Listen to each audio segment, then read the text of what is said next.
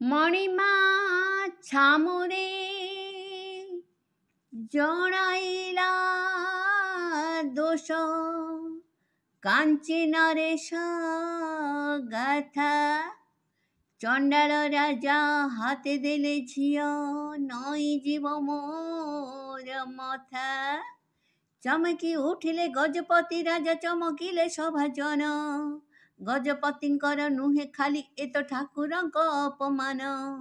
ଚମକି ଉଠିଲେ ଗଜପତି ରାଜା ଚମକିଲେ ସଭାଜନ ଗଜପତିଙ୍କର ନୁହେଁ ଖାଲି ଏ ତ ଠାକୁରଙ୍କ ଅପମାନ।